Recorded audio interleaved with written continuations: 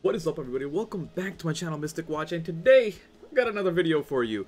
We're continuing the hype train that is Grand Cross Global, and we're going to be continuing the beginner's guide as well. This should be number 3, I believe, or 4? No, this is 3. This is 3. Okay. And in today's video, we're going to be explaining passives. And I'll be going into the full details of how passives work, how do you unlock them, which ones are good ones, etc., things like that. Now, I need your help in order to figure out what types of videos to make in terms of this beginner's guide. I have a list of stuff, right? You know, upcoming videos are, let me actually pull up the list. So, you know, this is tentative, so it's subject to change, but currently this is guide number 3, which is passives. Then number 4 is the best units to focus on. Number 5 is going to be like a gear guide. Number 6 is going to be a gem guide. 7 is going to be how to farm gold. 8 is going to be how to raise your... What the hell do they call this? Combat class? It's called combat power in JP, so that's why it confuses me. So I have, like, you know, several videos planned ahead of what I want to do, but if there's something that's like super urgent that you guys want to see as well, let me know so I can include that in my list. So today's video, like I said before, is going to be going over passives. And with passives, you might have noticed, like, let's say we go over my Meliodas. This is where the passive is, right? Simple as that. Death Blow increases crit chance by the ratio of the hero's diminished HP when using the skill. Now, the thing with passives, as you might have seen, is that they require you to pass or surpass 16k combat class, 16k CC. This can be done, you know, it might be difficult in the beginning, but once you get your character to UR, usually just by having them hit level 60, they will already be above that 16k, you know, CC point. And it shouldn't take too much work beyond that. And if that is still not enough, you can throw on some equipment as well to kind of raise their CC a little bit more. So we're gonna, you know, show you what it's like to unlock a passive. Once you hit that 16 point, you know, this thing will be on chains, blinking, telling you whatever it's good. And a lot of these things with, yeah, there's like usually like a little story thing, but we're skipping that for now. Each character's passive mission, so when you hit that attempt button, it brings you to a mission, and every single character has a unique mission that they have to beat in order to unlock their... Let's do this. So yeah, like I said, each character has a unique mission that they have to beat, and once they beat it, you know, the mission doesn't take any stamina, so you can do it in any amount of times. But once they beat it, they get, you know, they unlock the passive. Now the thing is, if you guys watched my tier list video, a lot of the characters that are placed in certain positions only function due to their passive. Now, for example, this bond says when he's below 50% HP, he gains 30% lifesteal. And he already has 30% lifesteal from what I remember. You can actually take a look. This is a neat thing if you haven't done it before. If you hold, like once it loads your turn and you hold on your character, you can actually see your full stats. So you can see here that I have, 5% lifesteal, and then once I go below 50%, I would gain 30% lifesteal. But the fact that I don't have his passive unlocked, I can't actually do that. And I know people asked about this. They were asking for what settings do I use. So this is what I have. Play speed at ultra, you want all the text moving fast. Power saving mode off, it is really annoying when it goes on. Personally, I just keep the background music off so I can play my own music. Skip ultimate animations. This is just like if you're autoing stuff or you're just trying to go through the game. You know, the animations are beautiful, they're amazing, but for the sake of grinding the game, just turn them off. Skip animation when moving to villages, and then everything else you can leave the same.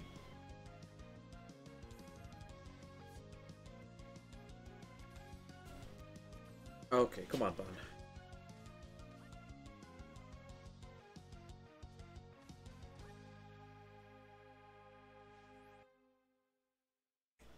And here we go. should win next turn. Now the thing is, most of these, like, if you pass the mission, chances are you could probably just auto this, but there are a few that are pretty difficult to beat. And since there's no stamina required, you don't have to worry about it too much. Like, if you lose once, you can just do it again. It doesn't go away. So, now that we beat it, show off what the passive and stuff actually look like.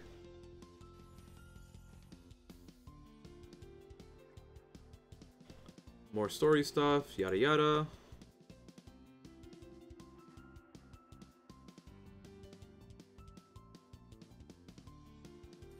Okay, so as you can see here, now I officially have this passive unlocked. When you unlock the passive, it gives you a CP boost. Keep that in mind as well. I don't know if it is the set, if it's a set number. It seems about 500. I don't know if it's the same as everyone, but it does give you a CP boost, or sorry, CC boost, which helps out. Now, the cool thing is, and I probably can't show you on here, but let's say I were to, okay, let's go over you, and let's just say I like took Bond's equipment off, right? Is he still above? So this is a perfect example. Bond with no gear has below 16k CC. However, you still keep the passive. Once you unlock it once, it is permanently unlocked. So a nice trick is, if you're struggling getting people's passives unlocked, or you simply don't have enough awakening materials, something like that, once you get like one decent set of gear, right, just leveled up a little bit, and if you don't understand gear, that's fine. I'll be making a gear guide in the next video or two. But once you get like, you know, some gear on your character, you know, gear is not like locked to one character. You can freely move it around, and there's no like for example in Epic 7, if removing gear costs money, which is a pain to deal with, and in this game originally removing gear also costs money, but they removed that within like the first month of the game, so you can freely move stuff around. It's not a problem. What you do is, once you have one decent set of gear, you just start passing that around and you start unlocking everyone's passives, because you're going to get to a point where you simply won't have the SSR materials to awaken certain units, or evolve certain units, I should say. And because of that, you're stuck with these level 50 units that are so awkward because you cannot unlock their passives. But with a decent amount of gear, and I do this all the time on the JP version, where you just snatch someone's good gear and you just start moving it around and to start unlocking passive after passive. And that is perfectly, you know, that is what you should be doing. For example, let's look at Jericho. Unless I get her to UR, there's no way in the world I'm getting her to 16k. But if I throw her gear on, she will not hit 16k. I just want to show you the difference. So she was at like 9.5k, and now she gained almost 3k CP. If this gear was just like, this is gear that I threw together in like 5 minutes, right? Just by leveling it up a little bit. So you can easily make gear that's good enough to get you past that 16k mark. And every single character requires 16k. There's nothing different. And a lot of characters simply, I don't want to say cannot function without their passive, but they're just like nowhere near their potential without their passive. So this is the big thing. For example, Jericho, amazing unit. You know, every single time she crits, I mean, every single time she uses a skill, her crit chance goes up by 10%. It gets to the point where after like using 3 or 4 skills, she's critting on every single attack. And that includes her ultimate.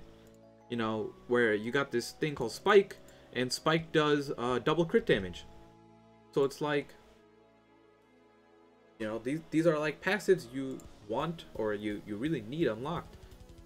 Some good passives are like King increases fairy types by 8%, just all their basic stats. That means HP, attack, defense. I actually don't know what Diane's is. Increase attack 6% at the end of every turn. Great, amazing passive. One that, for example, like that you'll need later on. This SR Elizabeth is really good for Red Demon, or Red Raid, Red Deathmatch, whatever the heck people are gonna call it.